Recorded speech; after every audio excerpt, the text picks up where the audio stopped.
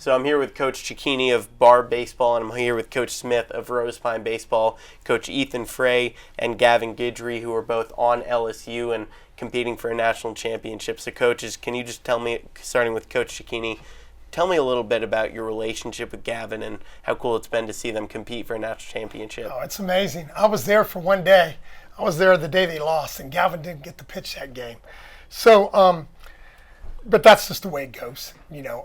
But LSU's playing great, and Gavin and I have a close relationship. I sent him texts, try not to bother him. When I was there, I saw him from a distance. I didn't get a chance to talk to him, but I spoke to his parents and family like twice. We were coming out of the stadium, and they were there, and we talked all about it. But I'm so proud of him. He pitched great the other day, punched out 2, and then got 2 quick outs, and he's doing really well. And really well. And Coach, same question for you. Talk a little bit about your relationship with Ethan. Yeah, very special relationship. Played with us at Rose Pine High School for 4 years.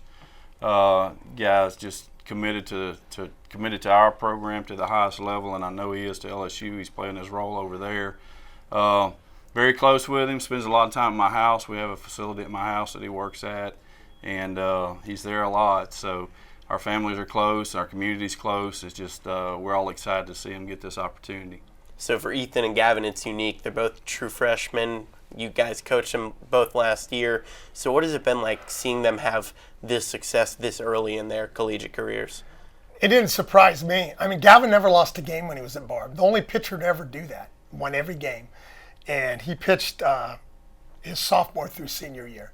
So his success does not surprise me at all. And I say that humbly. I thought he'd do great, and he has. You know, I think he's a two-way guy, and hopefully he'll get an opportunity to show what he can do, you know, offensively and a position-wise too. But he's a fierce competitor, never going to give in. You know, give up a home run. He's going to come back the next day and keep pounding the zone and doing great.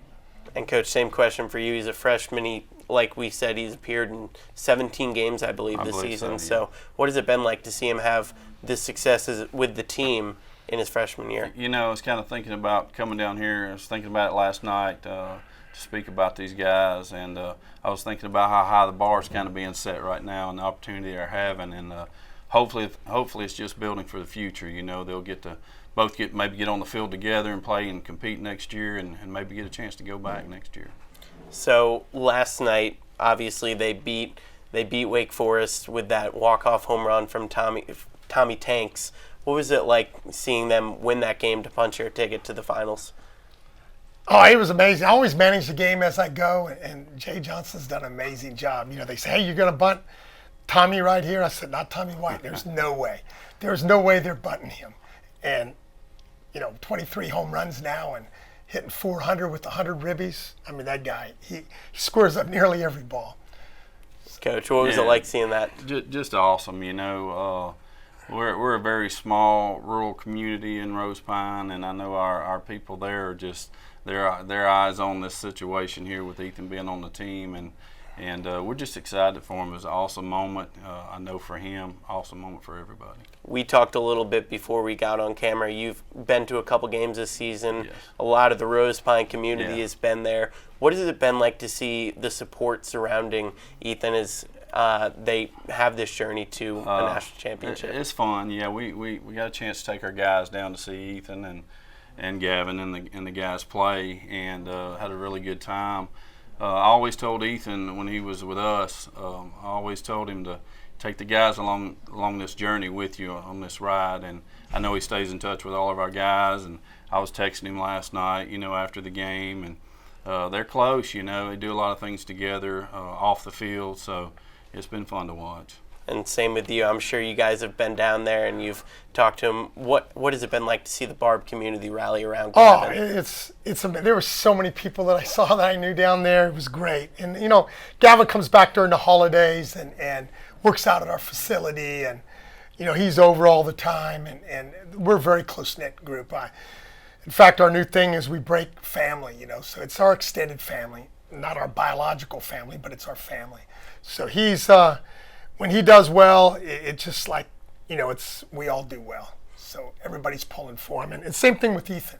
Any kid from Louisiana high school, you know, you want to see all the kids do well, like, you know, but to guys I've coached against, Ethan, great player.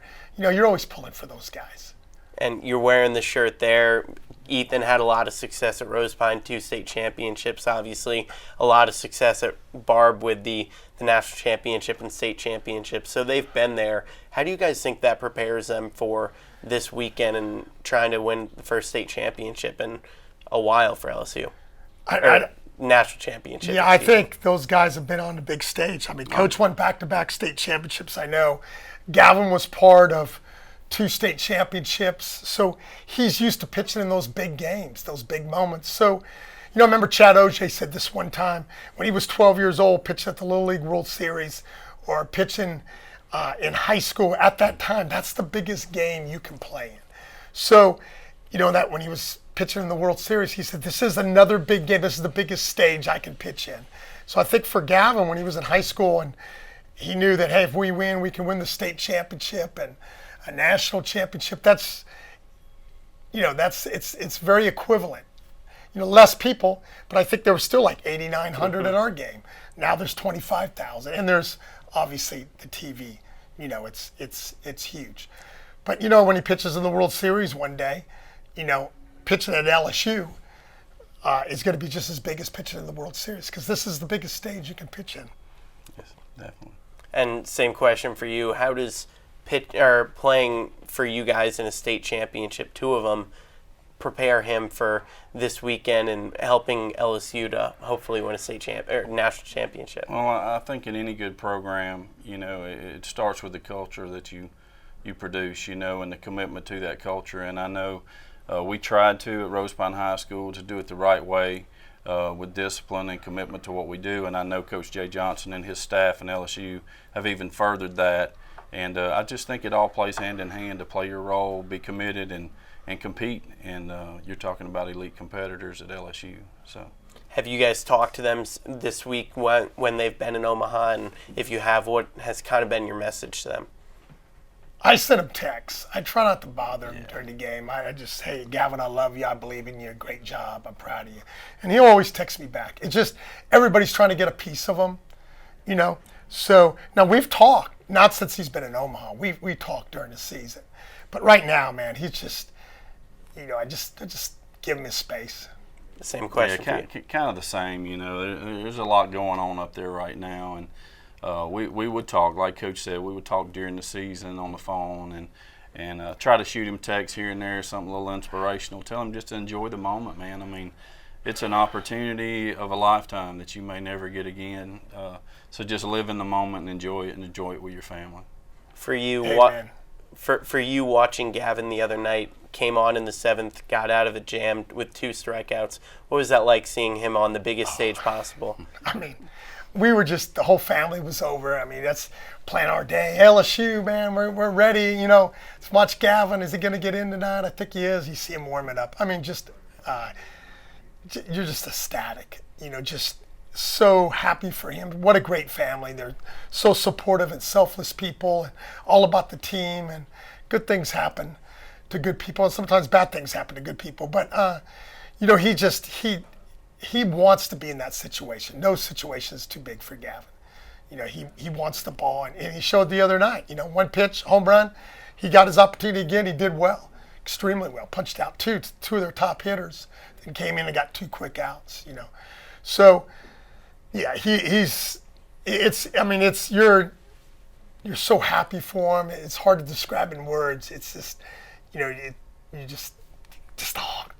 Gavin, man, that's awesome, Everybody's talking about it. Like, the first thing, did you see Gavin? Did you see LSU? It's the buzz. It's great. Awesome. And Coach, finally, what would them winning a national championship, what would that mean for the Rose Pine community in it, for you as well? I don't know if you, like Coach said, I don't know if you could really put that into words. Just to have a guy come through your program and your community and your school, and arrive on that stage, whatever his role might be, I know he's doing it, and just to see him on that stage, it's special, and it couldn't happen to a better guy, a better family. They've been committed to what they needed to do to put him in this situation, and if he gets an opportunity to get on the field here in the next 3 games, good. But if not, I know he's going to be he's going to be 100% committed to what he needs to do to be a part of the team. And same question for you, Coach. What would seeing Gavin win a national championship mean for the Barb community? I think what it does, it empowers, inspires, and, like Landon Victorian committed to LSU. He's going to say, man, if Gavin could do it, so can I. And then the younger guys, they respect Gavin, but man, we know him. If we work hard, it just paves the way. It really inspires those kids to be able to do the things. It's like when the Jordans did so well at LSU and hit a home run. There's going to be another Barb baseball player that hits a home run in the World Series because they saw, Bo and Bryce do it, Jordan. So I just think they're going to be ecstatic. I mean, we're a sports community, and LSU, everybody loves LSU. Not everyone, but most people do, So they're going to be happy, Even the people that aren't huge sports fans, when they see a local kid do well, it's a really cool thing. Of course. So once again, I'm here with Jeff Smith of Rose Pine Baseball and Glenn Cecchini of Barb Baseball. So coaches, thank you very much for coming, and best of luck to both Ethan and Gavin. Thanks for having us. Thanks for having us. Can you just tell me a little bit about your relationship with Garrett and how he got to this point? I've known Garrett for a long time. See, he was, his mama ended up marrying my wife's first cousin. So I've known Garrett since he was 5 years old. So I mean, I've been able to see him grow up, see him go into a great player. But what's crazy is he was known for basketball when I got to Pitkin. I came and coached him going into his junior year, and everybody knew him as a great basketball player. Nobody really knew him on the baseball field. So he kind of burst onto that scene his junior year, and then everybody was like, man, he's pretty good at baseball too. So he just kind of progressed really fast, especially on the mound. He did a lot of really great things for us on the mound. We ended up winning the state championship my first year there, his junior year, and he was Class B Player of the Year that year. So he ended up making a name for himself in both sports. So, but known him for a long time, watched him pretty much grow up. So him and I are really close. So for you, what has it kind of been like watching LSU have the success? They're in the College World Series finals now. He hasn't been playing, but he's on the team. And what has it been like for you personally getting to watch them have this success? Man, anytime you get to watch your alma mater have success, it's awesome. So, I mean, anytime you put on the purple and gold, it's special. And, even though I don't play there no more, and it's been a long time since I have, you keep up with it. It's kind of like a brotherhood. And anytime, especially somebody I'm close to like Garrett gets to go play there, it makes it that much more special. I know that he's hurt, but he's getting to experience it. And, he's good with it because he trained, he worked hard. There's a freak accident. Anybody can go up there and pitch and tear a Tommy John ligament. It just unfortunately happened to him, but he was having an outstanding year. And I kind of, I love watching them win it. I hope they win the whole thing. You're always rooting for them. And in the back of my mind, I'm like, man, he probably would have been on the mound in a couple of these situations. So that's a little bit different. But for the most part, I mean, he's enjoying it. I talk to him, we text almost daily. So he's enjoying it. He's enjoying the ride, and he's loving to seeing his teammates step up and do big things because they've had a lot of guys step up in big situations the last couple of days. Like you said there, you played for LSU. So for you, it's a little different seeing you've been in the position he's in. So what have you kind of told him about what it's like in Omaha and your experiences and how you can relate to him? I tell him I told him whenever I said, man, if you ever get a chance to pitch there, I was like, that's the only time in my life that I couldn't feel from my waist down. My sophomore year, my first at bat in Omaha, I couldn't feel from my waist down. I actually got in the box and I was like, oh my God, I said, I don't know how this is going to go. Well, we were playing Cal State Fullerton, and Jason Windsor, the pitcher, threw the first pitch and it hit the backstop. So I was like, he feels just as bad as I do. So it helped me calm down a little bit. And I ended up actually singling to left field my very first at bat in Omaha. So that helped me calm down a little bit. Now, my junior year, when I went out there, was totally different because I'd already been there once. But it is probably, I would say, top two things in my athletic career, getting to play in the College World Series. It's something you dream about your whole life. And I just told him, I said, man, cherish it. Just being there and being amongst that, and especially with a chance to get a ring. We never did get that opportunity, and they're in a got a real good shot of winning it. So I'm sure you've been to a couple games this year to see him, and I'm sure a lot of others from the Pitkin community have. What has it been like to see the Pitkin community rally around Garrett as he tries to win a national championship with LSU? Man, it's awesome. One, because we're from it's such a small town. So, I went to Oak Hill, and Pitkin's right down the road. That's where my wife went to high school, and they're 20 minutes apart. And if you drove through both of them, you wouldn't know it. So, anytime that you get to see somebody else come from a small school and have success at that level, it's just special. I mean, there's a lot of good players out there. They just get overlooked sometimes because we're in a very small school, a very small town. Um, but it's awesome, and anytime that somebody from a small town, it just seems like a lot of people like to root for the underdog. So, the whole town pretty much shuts down when LSU's playing, especially when he was pitching. If we weren't able to watch it, somebody had it on their phone. It was a couple of times we were on the bus this year, and the boys are sitting in the back, and they're like, "Coach Garrett's in the game," and I'm like, "What's going on?" And they're telling me play by play while I'm driving the bus. So, every one of them are keeping up with him, and unfortunately he got hurt, but it's all in God's plan. He's going to have a great future ahead of him, and whatever he does. But I feel like he's going to pitch in the big leagues. He has that kind of stuff. So, like you said, he's not playing, but you guys won a state championship while he was there, had a lot of team success while he was at Pitkin. How does that kind of prepare you mentally for something like Omaha? Well, anytime Garrett's a winner. Garrett always has been a winner. He won on the basketball floor. He won on the baseball field.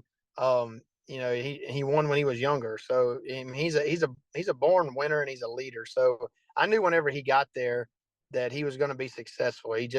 Whenever somebody puts their head down and they work as hard as he does, and he's surrounded by winners. I mean, every one of those guys on that team, it's a legacy and a brotherhood that's been built into it that Skip started, back in the 80s. When Skip got there, he set the bar so high, it's almost like you feel like when you put that purple and gold on, that something great's going to happen for you. So, it's a belief system that he installed, and Garrett and all them guys are just getting to live the dream, man. So yesterday, obviously, the dramatic win, Tommy White hitting the walk-off home run in the 11th. As a former player and a coach of one of the players on the team, what was your reaction when you saw that last night?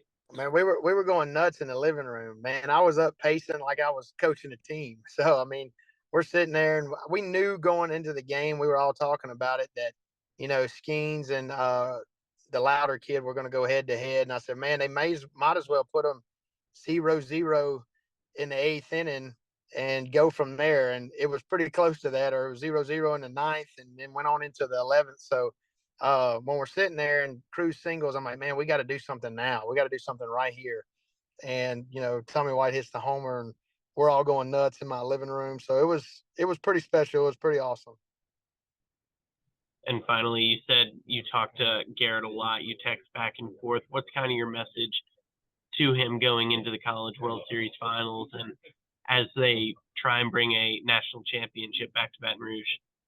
I just told him, I said, enjoy it, man, but be there for your teammates. He's one of the older guys. He's been through struggles. I was like, man, whenever they're struggling, pick them up, talk to them, coach them, help them, because right now they're leaning on a lot of young guys. I mean, Glenn's guy, Gavin, Guidry's just doing a heck of a job as a freshman. So, I was like, man, be there for them guys because you've been there and you've seen it. The lefty yesterday, Herring, day before, just did an outstanding job too. So, the list goes on and on. The big question about this team was the bullpen. And, when Garrett and Shores both went down and then Taylor went down, everybody was kind of like, oh, man, I don't know if they're going to be able to make it. And, man, them guys have stepped up. And it's been really fun to watch. Awesome. Well, is there anything else you want to add, Coach? Go Tigers.